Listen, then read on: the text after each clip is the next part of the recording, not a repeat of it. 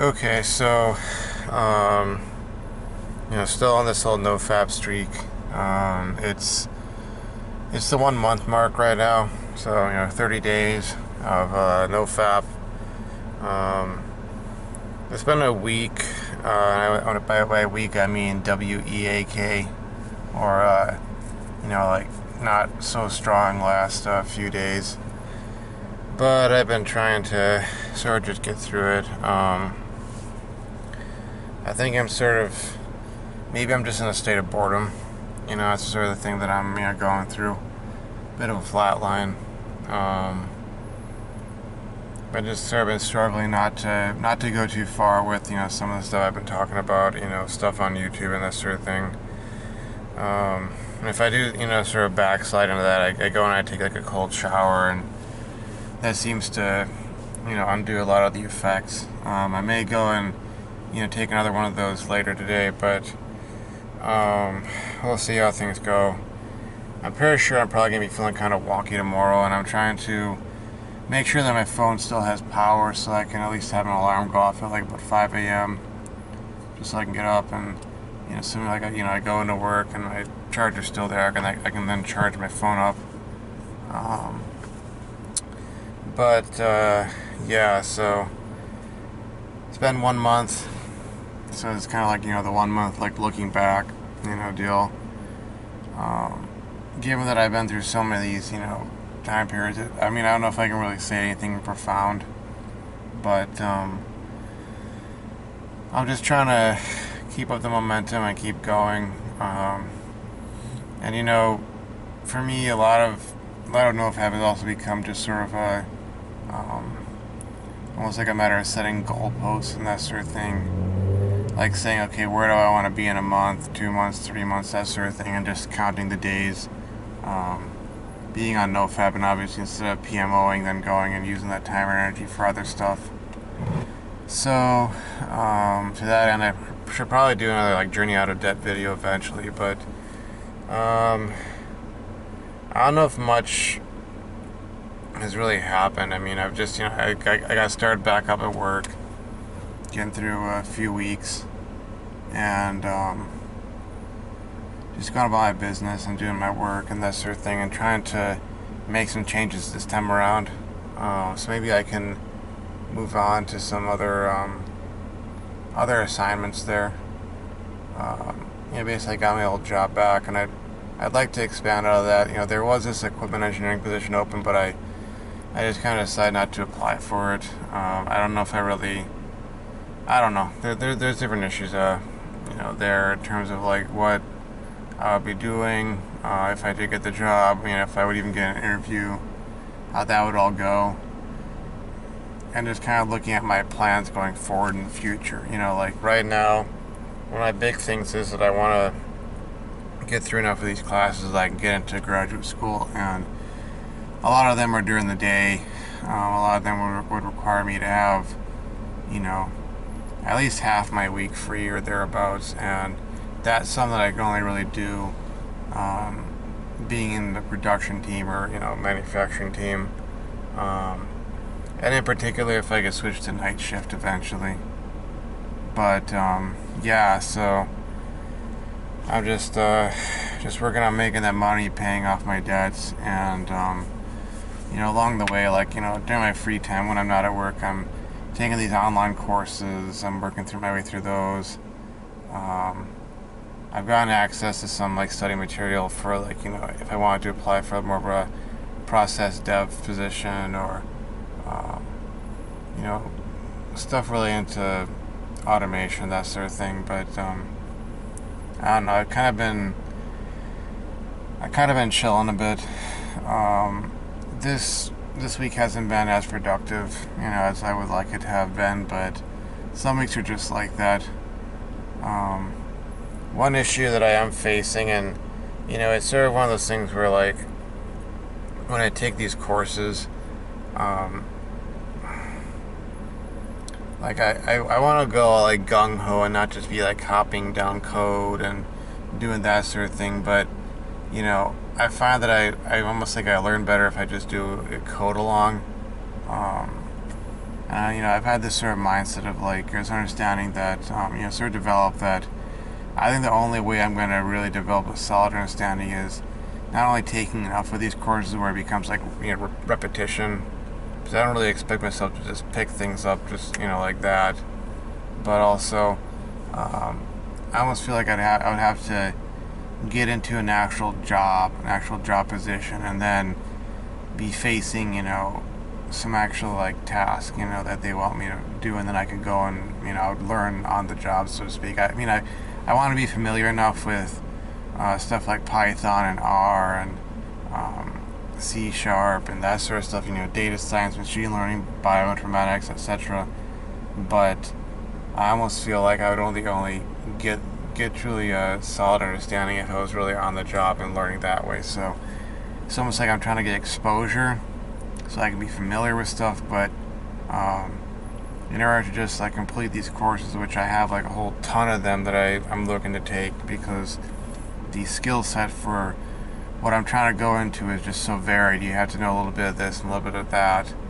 And everything I've heard is that, when you're an actual engineer doing a lot of stuff, like, they don't expect you to be able to just jump in and know stuff right away, but they do expect that you'll know where to look to find the information and put it together, integrate it.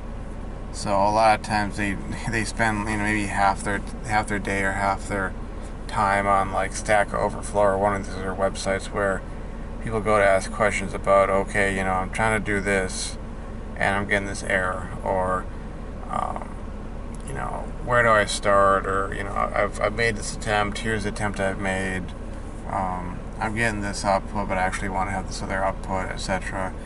What would I do, sort of thing. And I suppose that's like half of it is just like knowing how to get started, and the other half is knowing where to like look for the information that you need and then integrate that into what you got. So one thing I've definitely done is I've sort of gone and grabbed different Python scripts, for instance, or even ones that I've written, and I've tried to just save them to my GitHub, at least have them there as sort of I have a starting point. I'm probably going to just do the same thing with this data science and machine learning bootcamp with R. The second half, which is like machine learning, I'll probably do a little more intensive, like, coding along as opposed to just like watching the lecture videos. But right now I'm just trying to go work through the solutions, and I don't want to like go and beat myself up if I'm sitting there going like, hey, this is kind of tough, this is kind of difficult, and I have to figure this out, just like that. I have to look at the notes, I have to look at the solutions. I shouldn't go in expecting to like, be an expert and just pick it up like that.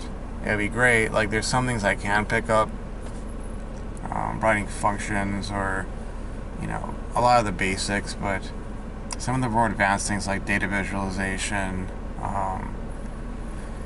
data manipulation, machine learning, that sort of stuff, that's a little bit like, that's like new to me. Like if this was a second or third course and I was taking this, I'd probably have some basis to go off of, and I could like go grab some old code and be like, okay, here I need to modify it in this way because it's asking for this as opposed to what the other thing was asking for, or whatever.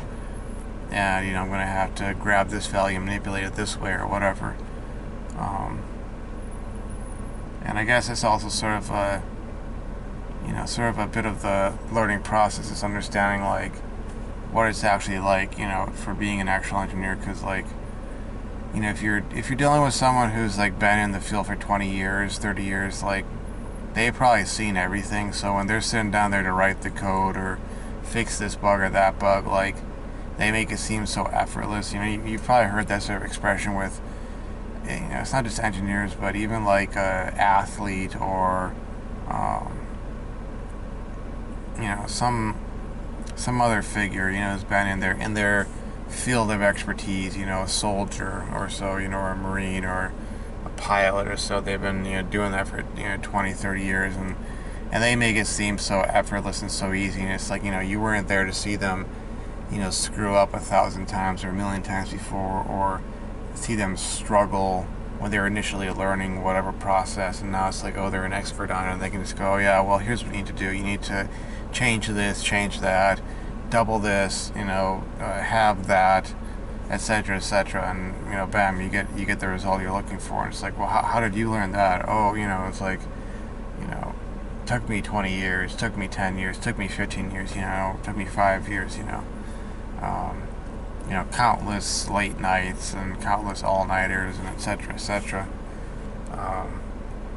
So if I'm just learning this right now, starting off and I have to do a code along, well, that's just kind of how it is. And I just gotta kind of, it's sort of like humbling yourself and being willing to admit that, hey, you're just learning, you're just getting into this. So like some things I've found extremely easy. I remember after it took me about a month to get through that Python boot camp. But like when it came to the was it Postgres SQL or the SQL boot camp, I mean that I took about like I think a day and a half or 2 days to get through it, and I didn't need a whole lot of help. You'd have like sections in there where they would give you sort of like, here's your expected output, or here's what we want you to do, here's your expected output, and I would pause it and I'd be able to make it work, and I didn't have to go look at the solutions, and then look at the solutions and it was exactly what I had written. So some things like they come easily to me. Other things it's like, okay, I'm going to have to use the solutions, or I'm going to have to code along. I guess as long as I have a mixed bag of that, where I can see, okay, some things, it's not always the case. This is not always like me. I'm not always struggling. I'm not always, getting set back. I'm not always not getting it right off the bat. It's like, okay, some things you'll get, some things you won't. Some things you're going to have to work at and really put in some effort, and you're going to have to look at solutions, and you're going to have to take, multiple courses or multiple, attempts at something, or, that sort of deal. And eventually it'll click, that sort of thing. And, I'm reminded of in undergrad, I remember, I think it was my statics and then my dynamics class, I had to do 150 to 200 problems, per exam, before each exam out of the textbook. And then I could go in there and I could knock that out and get an A or a B on the exam, or, end up with a B in the course after the curve, because I'd have to go and do, so many freaking problems. I didn't just sit down and just, get it like that. It was like it required some real effort. So, that's just the way it is with some subjects. Other subjects, you'll find that you just get it. It just kind of settles into your mind, and you just understand it. Like for me, SQL hasn't been so bad. It's been pretty easy. Some other things, have been a bit easier because I've seen them a few times. Python wasn't so bad. C# hasn't been so bad. I definitely need more practice at it before I consider myself, anything even intermediate. I'm still very much a beginner.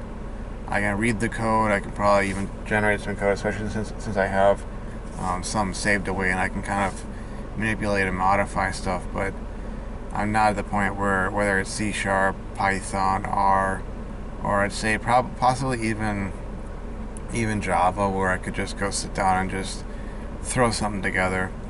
I might have a basic idea, but I'd like some, sort of basis to work with, which is why I saved a lot of my scripts into my GitHub. But anyways, I'm trying to plow through that. It's gonna be a real slog moving forward. And with this job, as long as I can keep just making money and then eventually switch to some other team, maybe in a few months if something opens up with biopharma or one of the other teams, they have different, sections, either more pharmaceutical related or more, because, I've talked about getting into tissue engineering and regenerative medicine, and they use a lot of the same stuff, mammalian cell culturing, and if I could actually get some actual hands-on experience doing that, and even if it was just 6 months or a year's worth, in addition to making the money, paying off my bills, and completing all these courses, especially the ones that affect my GPA.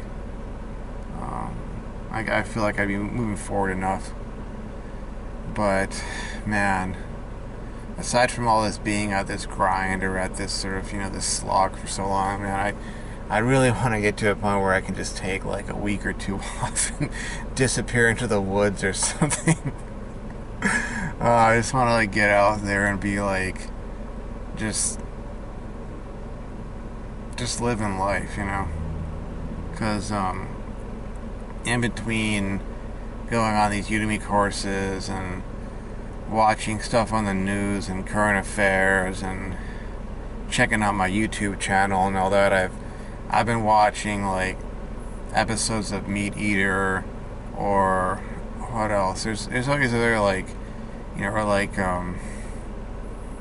different camping channels, Xander Budnick and Joe Robinette, and uh, what else is like My Self Reliance, and just anybody out there who like does that whole like camping, hiking, hunting sort of outdoorsy sort of backwoods, out there away from civilization, living off the land, sort of getting away from it all, sort of content. Or like there's also Sam Holmes sailing. I've been watching some of his videos where he like goes out and sails across the Atlantic or across the Pacific, or whether it's to Hawaii or to the Azores or to um, different places. And it's just like that's really like what I'm aiming for ultimately. It's like, yeah, I want to work, I want to be in certain fields, I want to have biopharma experience and biotech and tissue engineering, regenerative medicine, all that kind of stuff.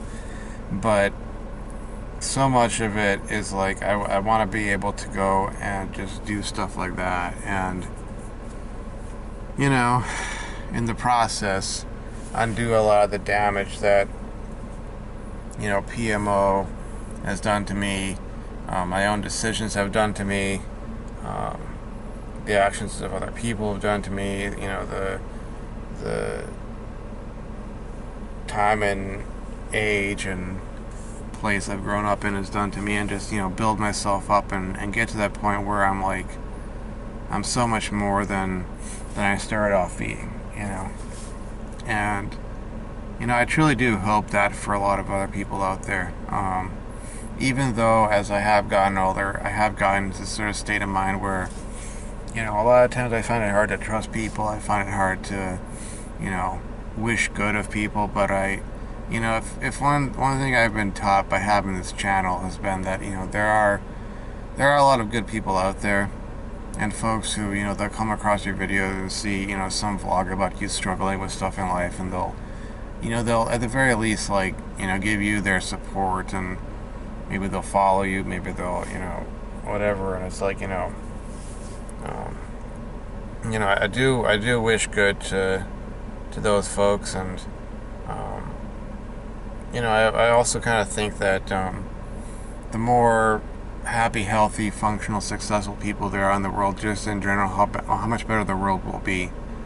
And that's a large part of like why I struggle so much against PMO, and I haven't really given up on it, because I feel like it's one of those sort of things that a lot of us struggle with. It's sort of like a silent struggle, a silent I don't want to say necessarily a war, but like a silent conflict that folks will ask, like, why is the world so much the way it is? Why is it a certain way with young men and even like young women? Why is why are things turning out the way they are in the world? And why do some people have struggles with relationships and their own health and goals in life, and just finding happiness and fixing this and that in their lives? Like a lot of it is these sorts of things that like you don't really see or hear discussed seriously or respectfully, at the very least just respectfully discussed, in the sort of mainstream discourse or the legacy discourse, and maybe a channel like this, maybe channels like this, can serve as a means to sort of bring that to light, because for me, as much as I talk about all these other dreams and things I'm working on, like, so much of it is just about becoming stronger so that I can overcome this actual real problem and undo a lot of the damage. Like I've talked in past videos about how, and I've realized that, like if you remove, even if you remove pornography from the picture and it's just talking about fantasizing, like trying to imagine what actual real, like, a sexual experience would be, like me being with some beautiful woman, like, I've walked around here and I've seen attractive women. I'm not going to go up and talk to them because there's different dynamics at work, especially in the area where I live, but trying to imagine what it would be like to actually have something with some actual real woman. Like I've talked about in the past how I can't truly envision it, not only because I haven't had those formative, actual, real sexual experiences. Like I didn't go and have sex when I was 15, or all the way up to now. I'm 34, going on 35. I haven't had sex, period. And combine that with the experiences of not just like rejection, but like being almost like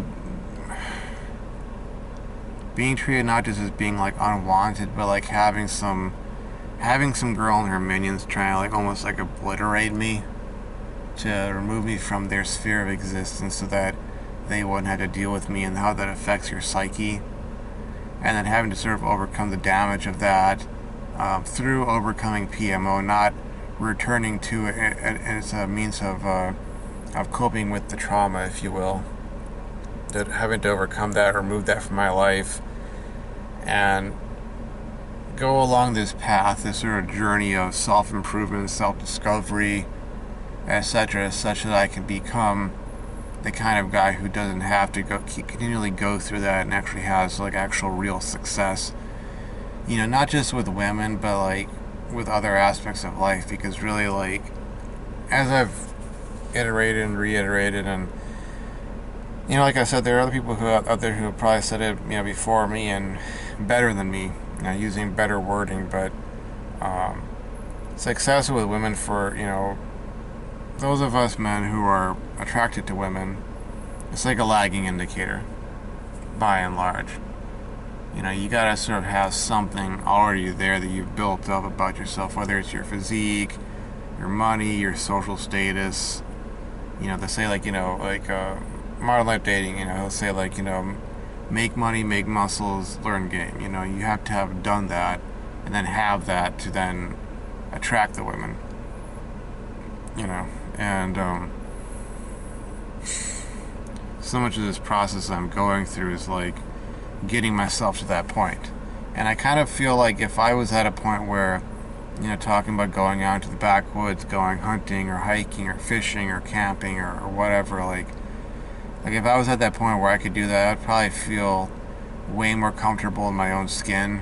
I definitely feel more comfortable in my own skin now than I did back in college, but I would feel way more like that, and I would probably be like chill. I'd be interesting. I'd be more of the kind of guy that women would want to be around, just because I would be at that point in my life where, like Dark Magician has sort of used this expression of like giving off a different kind of energy.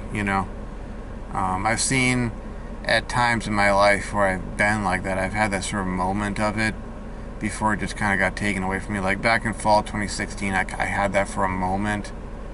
And I could definitely see, like, the women I was actually interested in responding to me differently because of how I was, And that was a time when, like, you want to talk about the whole hair issue and all that, like, I had literally, like, shaved my head. And somehow I was having these girls, like, flirting with me, going up to me, and, being interested in me, and, I had some very real opportunities, which sadly enough, I screwed those up. But I still had those. And the irony is it went against all the conventional wisdom that my parents, wanted to drill into my head. And they, how they'll use to try and make me feel insecure about myself, where it's like, oh, you need to go and put a bunch of chemicals on your head to get your hair to grow back, because, oh, no girl's gonna, none of the girls you want are gonna want you if you don't have hair on your head, or, don't grow any facial hair because they're not gonna like that either, or, all these, like, things that in reality are not true. And they go after the things that, like, you don't have control over and you're never going to be able to really undo, in order to make you feel, repetitively insecure, and it's really about something else. It's about something else, being at that point in life where, let's say, PMO is just not part of your life, because you just, you live the kind of life where you just don't do that kind of stuff. You're out and about, living life, experiencing this, doing that, making memories, making money, making muscles, learning game, out there living and experiencing, and you're giving off a whole different type of energy. And until or unless, like, you get to that point, like, things will probably seem like they're way harder than they really are, And it's just like when you encounter some engineer who's able to just throw together code left and right and fix this and fix that and debug this and debug that. It's like they've had to work to get to that point, and so much of their stuff is like working to get to that point where you're, whatever it is you're talking about, you're like good at it and you handle it and you understand it and you give off that different type of energy. So anyways, it's day 30. I'm glad that I've gone through a month. I need to really bounce back and stop the backsliding, because I know that's inevitably going to, lead to some sort of a relapse. But I'm hoping in the next few weeks I'll have, some real progress made with certain things. But anyways, that's it for me right now. I think I'm just going to go ahead and record that whole, journey out of debt video and then upload both of these. So thanks for watching, and I'll see you folks around. Bye-bye.